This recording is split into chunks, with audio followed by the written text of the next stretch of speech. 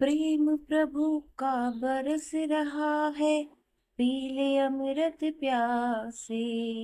सात तीरथ देवे कर बाहर किसे तलाश। कण कण में हरी, क्षण क्षण में हरी, मुस्कानों में आंसुओं में हरी। मन की आंखें तूने खोली तो ही दर्शन पाएगा। पता नहीं किस रूप में आकर नारायण मिल जाएगा। पता नहीं किस रूप में आकर नारायण मिल जाएगा। राधे राधे। हरे कृष्णा। प्रिय भक्तों, स्वागत है आपका आपके अपने चैनल रुद्राज स्पिरिचुअल स्वैग में। आप सभी भक्तों का दिन शुभ और मंगलमय हो। भगवान श्री कृष्ण की कृपा आप और आपके परिवार पर सदा सर्वदा बनी रहे। प्रिय भक्तों, आज हम रसपान करेंगे पुरुषोत्तम मास महात्म्य के कथा अध्याय 16 का, और साथ ही सुनेंगे गीता महात्म्य का अध्याय 16 भी। तो चलिए प्रारंभ करते हैं। अपने मन में कुल देवी देवताओं का ध्यान करते हुए इस पाठ का। ओम श्री वैष्णवे नमः। श्री नारायण बोले, हे महाप्राज्ञ, हे नारद, वाल्मीकि ऋषि ने जो परम अद्भुत चरित्र दृढ़धन्वा राजा से कहा, उस चरित्र को मैं कहता हूँ, तुम सुनो। वाल्मीकि ऋषि बोले, हे दृढ़धन्वन, हे महाराज, हमारे वचन को सुनिए। गरुड़ जी ने केशव भगवान की आज्ञा से इस प्रकार ब्राह्मण श्रेष्ठ से कहा। गरुड़ जी बोले, हे द्विश्रेष्ठ, तुमको 7 जन्म तक पुत्र का सुख नहीं है। यह जो वचन हरि भगवान ने कहा, सो इस समय तुमको वैसा ही करना है। फिर भी कृपा से स्वामी की आज्ञा पाकर मैं तुमको पुत्र दूंगा। हे तपोधन, हमारे अंश से तुमको पुत्र प्राप्त होगा। जिस पुत्र से गौतमी के साथ तुम मनोरथ को प्राप्त करोगे, किंतु उस पुत्र से होने वाला दुख तुम दोनों को अवश्य प्राप्त होगा। हे द्विज शार्दुल, तुम धन्य हो जो तुम्हारी बुद्धि हरि भगवान में हुई। हरि भक्ति सकाम हो अथवा निष्काम, भगवान हरि को दोनों ही प्रिय हैं। मनुष्य का शरीर जल के बुदबुद के समान क्षण में होने वाला नाश है। उस शरीर को प्राप्त कर जो हृदय में हरि के चरणों का चिंतन करता है, वह धन्य है। इस अत्यंत दुस्तर संसार से तारने वाले हरि भगवान के अलावा दूसरा और कोई नहीं है। यह हरि भगवान की कृपा से ही मैंने तुमको पुत्र दिया है। मन में श्री हरि को धारण कर सुखपूर्वक विचारो और उदासीन भाव से संसार के सुखों को भोगो। वाल्मीकि ऋषि बोले, गौतमी और सुदैव दोनों स्त्री पुरुष के देखते देखते उत्तम वर को देखकर उसी समय गरुड़ पर सवार होकर भगवान हरि शीघ्र ही वैकुंठ को चले गए। सुदेव शर्मा भी स्त्री के साथ अपने मन के अनुसार पुत्र रूप वर को पाकर अपने घर को आया और उत्तम गृहस्थ आश्रम के सुख को भोगने लगा। कुछ समय बीतने के बाद गौतमी को गर्भ रहा और 10वां महीना प्राप्त होने पर गर्भ पूर्ण हुआ।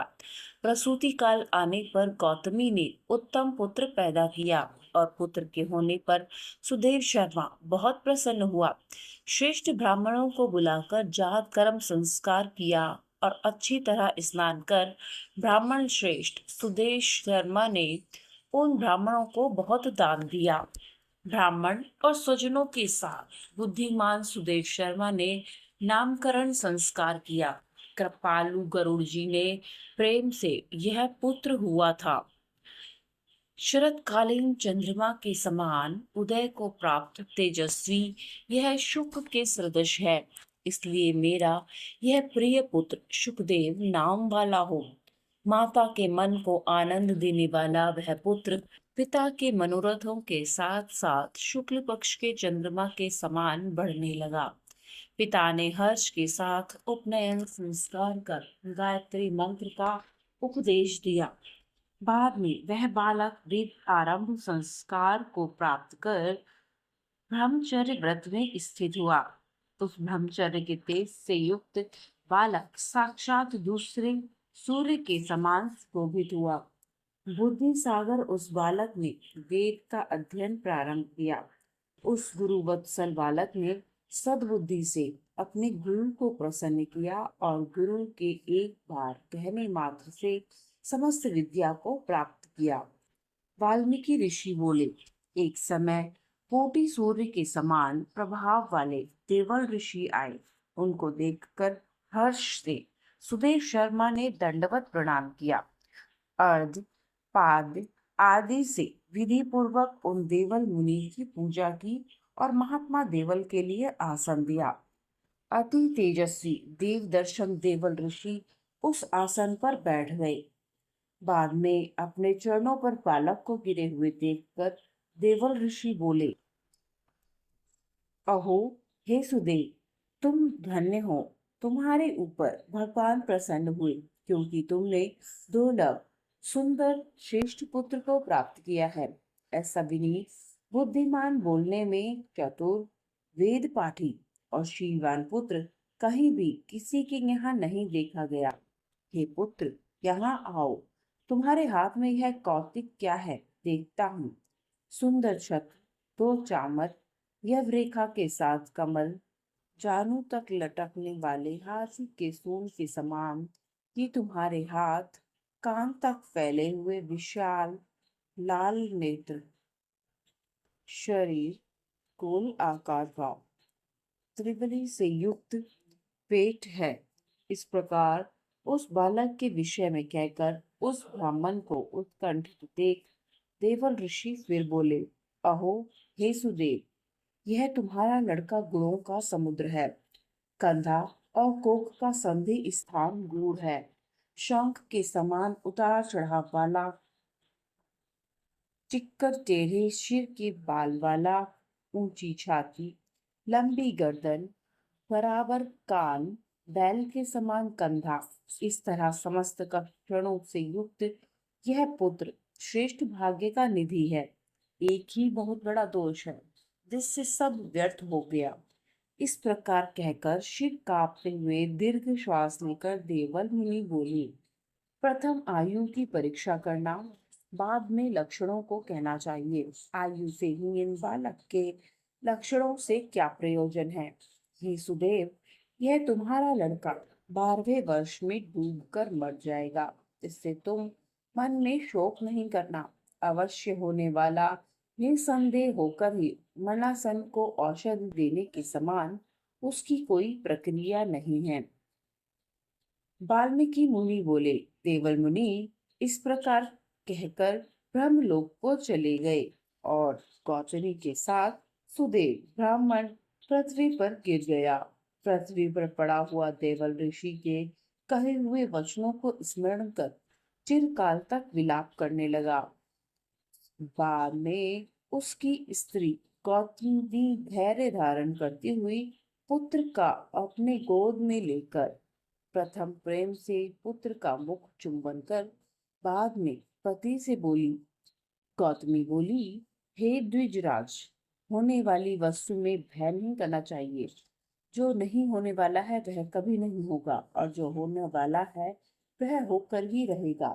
क्या राजा नल, रामचंद्र और युधिष्ठिर को दुख प्राप्त नहीं हुए?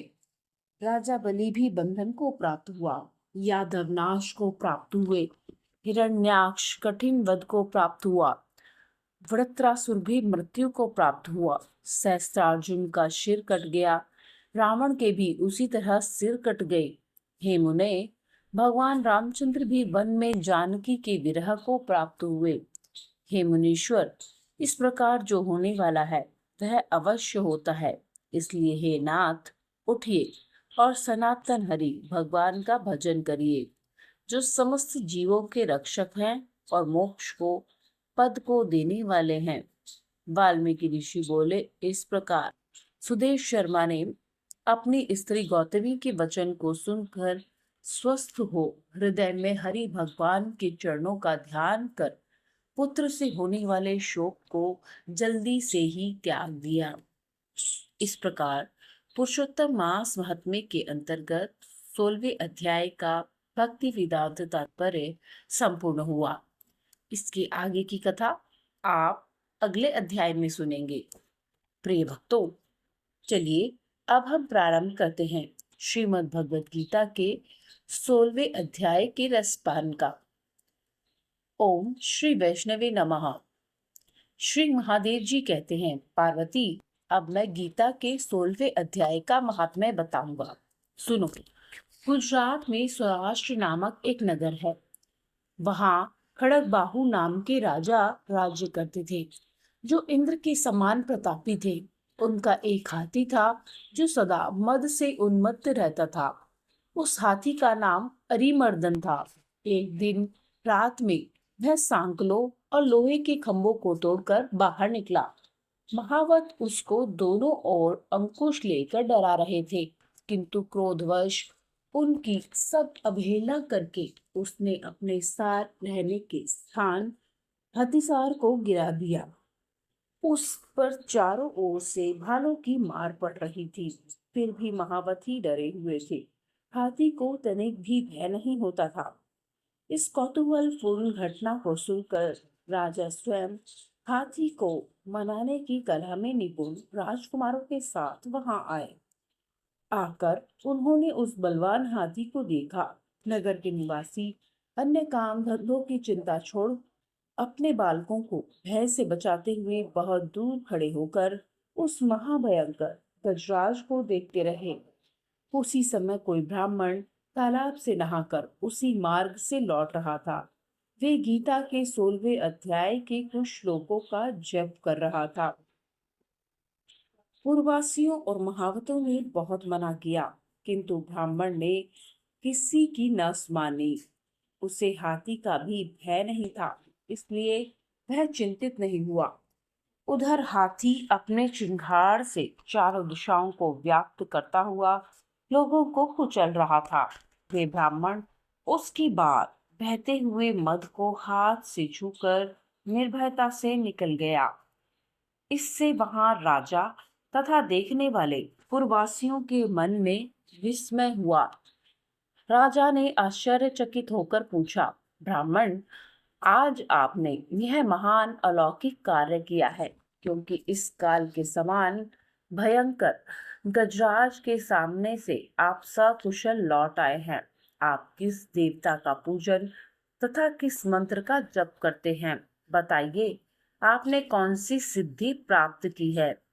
ब्राह्मण ने कहा, राजन, मैं प्रतिदिन गीता के 16वें अध्याय के कुछ श्लोकों का जप किया करता हूँ। इसी से सारी सिद्धियां प्राप्त हुई हैं।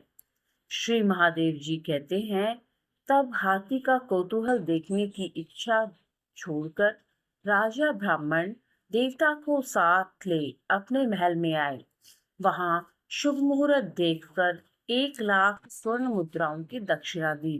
उन्होंने ब्राह्मण को संतुष्ट किया और उनसे गीता मंत्र की दीक्षा भी ली। गीता के 16वें अध्याय में कुछ श्लोकों का अभ्यास कर लेने के बाद उनके मन में हाथी को छोड़कर उसके कौतुक देखने की इच्छा जागृत हुई। एक दिन सैनिकों के साथ बाहर निकलकर राजा ने महावतों से उसी मत्त गजराज का बंधन खुलवाया। वे निर्भय हो गए। राज्य का सुख विलास के प्रति आदर का भाव नहीं रहा। वे अपना जीवन तृणवत समझकर हाथी के सामने चले गए।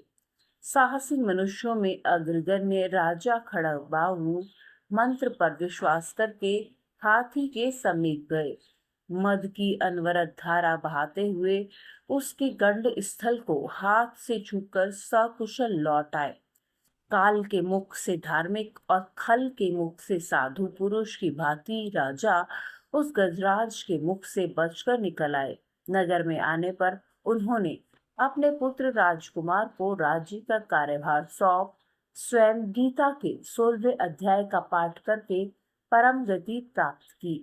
हरिओम तत्सत। प्रिय भक्तों, इस प्रकार गीता महात्म्य का 16वां अध्याय संपन्न हुआ। इसके आगे का अध्याय आप हमारी पहले की वीडियोस में सुन सकते हैं। प्लीज ज्यादा से ज्यादा वीडियो को लाइक, शेयर और सब्सक्राइब कीजिएगा। भगवान प्रभु की कृपा आप पर सदा सर्वदा ऐसे ही बने रहे, ऐसी हम मनोकामना करते हैं। राधे राधे। हरे कृष्णा।